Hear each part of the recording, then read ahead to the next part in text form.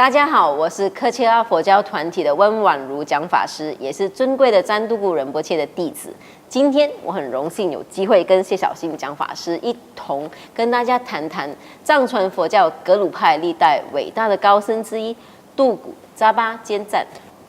度古扎巴坚赞生于1619年，在第5世达赖尊者的时期，被认证为泽邦寺上管或上古底的转世做主。泽邦寺的上管由格鲁派第15任甘丹法座持有人班禅索南扎巴在1554年建设。那在度古扎巴坚赞之前，是由班禅索南扎巴的另外2位转世做主，索南耶喜旺波和索南格勒贝桑波接管。度古扎巴坚赞是多杰雄登诸多前世之一，也是最特别的一位转世。没错的。我们之所以说度古扎巴坚赞是多杰雄登最特别的一位前世，那是因为虽然多杰雄登有许多显赫的前世，但度古扎巴坚赞却是多杰雄登最直接的前世，因为他圆寂之后就直接崛起，成为佛教护法多杰雄登。度古扎巴坚赞在年幼的时候呢，曾经被视为是第4世达赖尊者的转世之一，也就是我们俗称的转世灵童。后来经过繁琐的认证过程，阿旺罗桑嘉措被认证为5世达赖尊者，而度古扎巴坚赞则被认证为班禅索南扎巴的转世。那这一点呢，我们可以透过4世班禅大师的文集中获得证实。4世班禅大师的文集杂识论部版的加字函称为爱望的文献里呢，收录了度古扎巴坚赞的本身祈祷文。这篇祈祷文依次就列举了扎巴坚赞的历辈转世，它其中包括须摩提女、曲吉讲丘、克什尼尔大班智达、加斯利、变质却古沃瑟、布顿仁钦柱、贡嘎洛卓、班禅索南扎巴、索南耶喜旺波、索南格勒贝桑波以及扎巴坚赞。那从这里呢，我们就可以确认4世班禅大师承认度古扎巴坚赞就是班禅索南扎巴的转世，而并不是像噶夏政府所说的4世班禅从来不曾承认过度古扎巴坚赞，也不像反雄登人士所说的那样，度古扎巴坚赞是在母亲使用手段下才争取到上管做主班禅索南扎巴转世的头衔。那说到班禅索南扎巴呢，他在格鲁的传承史上可说是一位响当当的人物。除了曾经是第15任甘丹赤巴或甘丹法座持有人之外呢，他还是唯一曾经担任甘丹3大寺和上密院住持的大师。他的大作至今依然是格鲁寺院泽邦洛瑟林和甘丹萨济寺考取格西学位的指定课本。那此外呢，班禅索南扎巴也是第3世达赖尊者的上师。是的，说起来，达赖尊者跟班禅索南扎巴的转世世系之间其实有非常紧密的关系，因为到了第5世达赖尊者的时候，达赖尊者的转世阿旺洛桑嘉措和班禅索南扎巴的转世度古扎巴坚赞，从前世的师徒关系演变成那一世的同门师兄关系。那这2位显赫的转世呢，同样都拜在第4世班禅大师罗桑却吉坚赞座下学习佛法，而且他们2个都是班禅大师的主要弟子。度古扎巴坚赞从小就展现出高僧转世的不凡特征。6岁那年，4世班禅大师认证他为索南格勒贝桑波的转世，而且为他行坐床礼，并替他取名为扎巴坚赞。7岁的时候，度古扎巴坚赞根据本身的意愿，在4世班禅大师前受沙弥戒，那也从他那里接受大威德金刚、长寿等灌顶，还有诸如大黑天和法王等护法的修持。度古扎巴坚赞在13岁时已经学习并掌握了宗喀巴大师的菩提道次第广论。那之后呢，他还接受萨迦派传承的上师瑜伽法传授与论著，以及其他传授与论著。那在20岁那一年，度古扎巴坚赞接受比丘戒。那从那个时候开始，他跟他之前所有的转世都一样，持戒清净，没有违反任何的戒条。那你说到这一点呢，倒是让我想起了度古扎巴坚赞的前世之一度金扎巴坚赞。作为宗喀巴大师的主要弟子，度金扎巴坚赞也是因为戒律清净而得到了持律主这一个称号。那看来他的历任前世都拥有同样的这个显著的特点。那当然，他们毕竟都拥有同一个心相续，自然也会表现出同样的特征。所以，作为著名格鲁派学者和大师班禅索南扎巴的转世，杜布扎巴坚赞在28岁左右，学识已经非常渊博。那虽然如此，他依然十分谦虚好学，继续请求他的上师世世班禅大师予以无量的法教和密续的修持。据说呢，他的学习能力和理解能力是非一般人所能及的，纵使是转世高僧，也未必能够达到像他那样的水准。所以不难理解为什么说世世班禅大师对这位得意门徒是如此的看重。那两师徒之间的关系呢，也并非从属关系，而是充满了相互尊重和敬爱。而且班禅大师呢，不管多么忙碌，还是会应杜布扎巴坚赞求法的请求，从紧凑的时间表里抽出时间来传授整个噶当派的教义，还有其他重要的教义。在接受这些教义之后呢，师徒两人会一起远离闹区，到偏远的地方进修。杜布扎巴坚赞还在大师那里接受了少有的甘丹耳传传承及其他甚深的教义。据记载，杜布扎巴坚赞跟武师达赖尊者虽然是同门师兄弟，两人之间关系也十分友好密切，但是个性却是有显著的差别。杜布扎巴坚赞淡泊于名利，一心专注于佛法的修持和学习，从来不过问真知事宜。相反的，武士达赖尊者却是众所周知，在历任达赖转世之中，第一位在西藏推行政教合一、掌管西藏政治实权的宗教领袖。虽然个性有明显的差别，其实却无损两人之间的关系。他们同在世世班禅大师座下学习，而杜布扎巴坚赞本人也从武士达赖尊者那边继续接受教诲。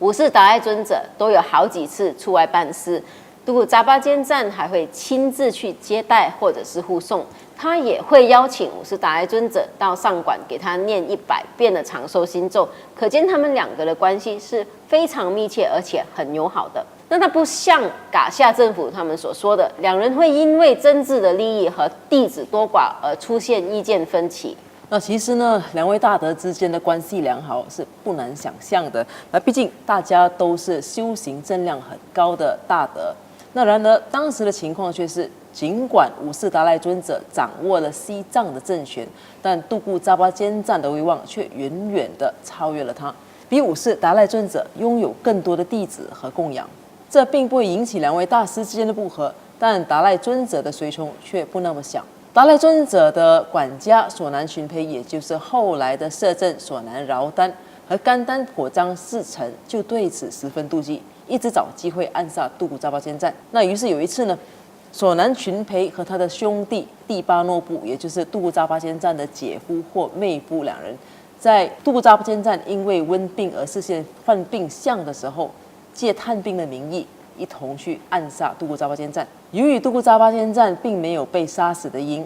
所以他们屡次的暗杀都不成功。然而当时杜布扎巴坚赞在乃琼护法的帮助下，已经回忆起自己过去曾经答应要崛起成为守护宗喀巴大师教法的护法，而且当时时机已经成熟了，所以杜布扎巴坚赞就决定配合他们，在两人最后一次的暗杀计划中，教他们用哈达塞入自己的喉咙，从而噎死自己。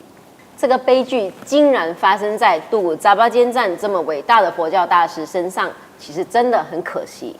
在我们眼中，这也许是可惜的，但在这些有菩提心的大德的心里呢，能够长远的利益众生和护持佛法，却是更为重要的。所以杜布扎巴坚赞才允许自己被杀，崛起成为能够长远护持宗喀巴大师法教的多杰雄登护法。话虽然是这么说，大师如果可以久住在世，必然可以利益更多的众生。让我们回顾扎巴坚赞在短短30多年的贡献。大师一生致力于弘扬佛法，18岁就按照上师的指示主持祈愿大法会，为生属2众，也就是出家人和在家人讲授佛法。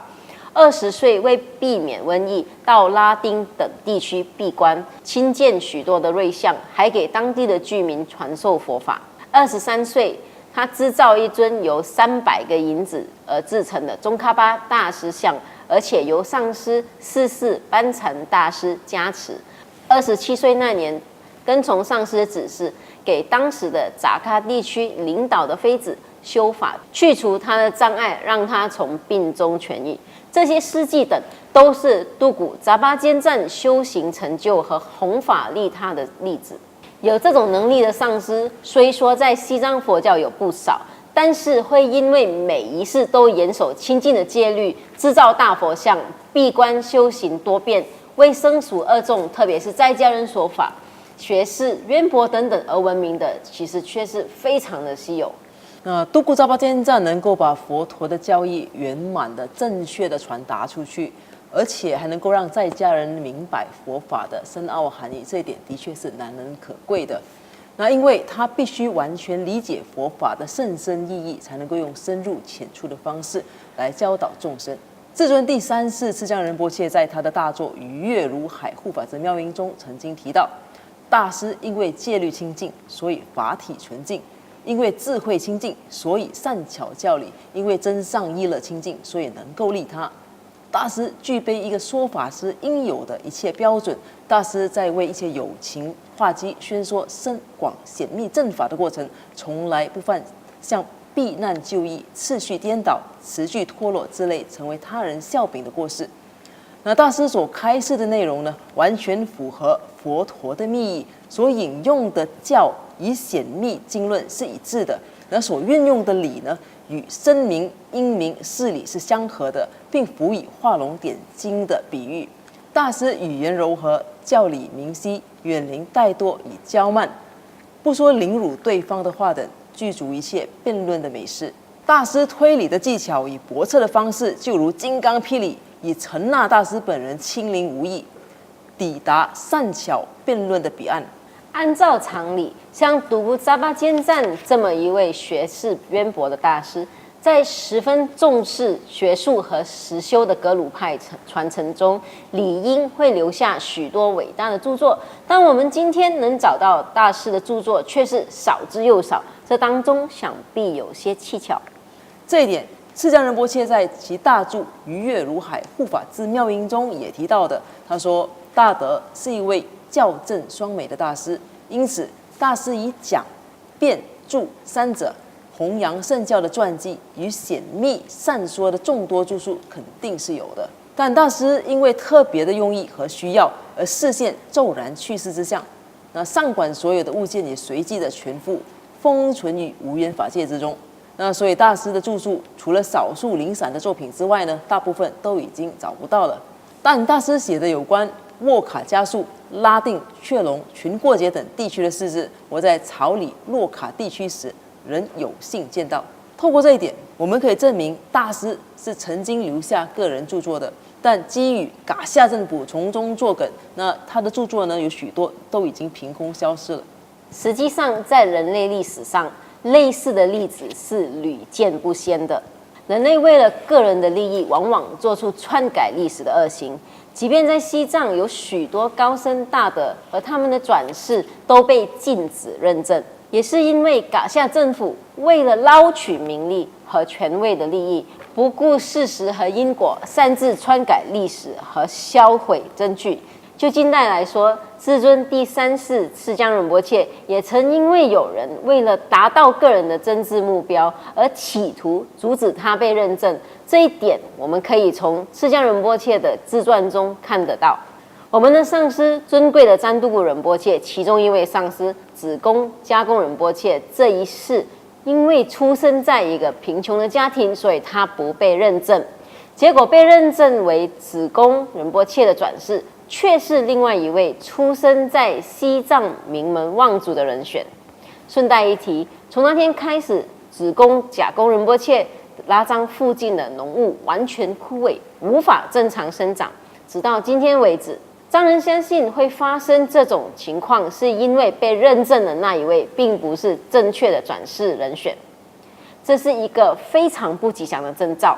你说的这些例子真的有很多，为了追求个人的利益，擅自决定更改转世者人选，就已经引起这样的后果。那不难想象，杀害伟大的圣贤呢，更是非常严重的恶业。杜古扎巴坚战在被杀之后呢，拉萨地区的地震和土地干扰事件是频频发生的，那导致整个西藏陷入一种动荡不安的局势。当地的高僧们一度认为这一切都是杜古扎巴坚战化身为邪灵所引起的，但五世达赖尊者连同敏珠林喇嘛等几位资深大师共同进行火供法会等大量的仪式之后，却依然无法解决问题。那达赖尊者于是就意识到，也许多杰雄灯并没有化身为邪灵，而是已经崛起成为政务护法了。为了表达歉意，五世达赖尊者为多杰雄灯撰写了一篇礼赞文。这个礼赞文到今天还收录在五世达赖喇嘛著作集里。那这个著作集目前被收藏在印度甘托克西经藏学研究中心。那除了撰写礼赞文之外呢，五世达赖尊者还为多杰雄灯盖了一座护法殿，还承认他是佛教的政务护法。对，大家也许不知道，不丹康萨护法殿其实它并不是一般的护法殿，它可是五世达赖尊者为了忏悔本身一度将多杰雄灯视为邪灵，为了给多杰雄灯护法证明而亲自指示建立的护法殿，地点就在都古扎巴坚站被土圮的地点。建立这座护法殿，让人供养，足以证明五世达赖尊者正式承认多杰雄灯为一位真务护法。不丹康萨至今仍然是一座供奉多杰雄灯的护法殿，已被列入中国政府管理下的国家级遗产，并在2008年经过重新整修，使得这座用来纪念多杰雄灯的圣殿呢，继续保存五世达赖尊者尊崇多杰雄灯强有力的证据。那不只是这样，不丹康萨内还有一幅描绘杜古扎巴坚战转世传承的壁画，那当中人物就包括西藏和印度的大师。这幅壁画呢，清楚描绘了杜古扎巴坚战崛起成为佛教护法前的历任辉煌转世，明确说明杜古扎巴坚战的确就是班禅索南扎巴的转世。那现在噶夏政府为了达到政治目的和个人的利益，企图证明多杰雄灯为邪灵，而刻意污蔑杜古扎巴坚战，说他并不是班禅索南扎巴的转世，那这根本是无稽之谈。那即使今天呢，有许多关于杜古扎巴坚战的历史记载都已经被毁灭了，但事实胜于雄辩。我们可以根据以下的几个论据和论证来推翻这些不实的指控。那第一点，四世班禅大师在自传中证明了杜古扎巴坚战就是上管做主的转世，而上管做主呢，指的就是班禅索南扎巴。这一点之前我们已经说过。那这个证明呢，就收录在四世班禅大师文集杂事轮部版加字函称为爱望的文献里。第二点呢，是五世达赖尊者为了多杰雄灯打造了不丹康萨护法殿。这护法殿内的杜古扎巴坚战转世传承图上清楚说明了杜古扎巴坚战就是班禅索南扎巴的转世。那这证明除了四世班禅大师之外，五世达赖尊者也承认杜古扎巴坚战就是班禅索南扎巴的转世。没有错，大家都知道，四世班禅大师和五世达赖尊者都是藏传佛教格鲁派举足轻重的人物，且跟杜古扎巴坚战都是同一个时期的人物。更重要的是，这两位大师都是公认的阿弥陀佛和观世音菩萨的化身，拥有无碍的智慧去分辨真伪。既然他们都承认杜古扎巴坚战是班禅索南扎巴的转世，那我们这些几百年后的凡夫俗子又凭什么去否定这两位大师的判断？另外，从四世班禅大师的文集中，我们清楚看到班禅索南扎巴的前世都是佛教显赫的大德，其中包括大班支达加斯利和布顿仁钦珠等，他们都是修行成就极高的大师。到了杜古扎巴坚战这一世依然是如此，他怎么可能到了死亡的那一刻才突然退转呢？今天真的很感谢谢小金讲法师抽空出来一起分享。我们希望透过这个视频，可以厘清噶夏政府和反雄灯人士对杜古扎巴坚战的误解和不实的指控。与此同时，我们也期待多杰雄灯的禁令可以早日解除，实现信仰自由，让更多的人可以得到多杰雄灯的保护和加持。谢谢大家，谢谢。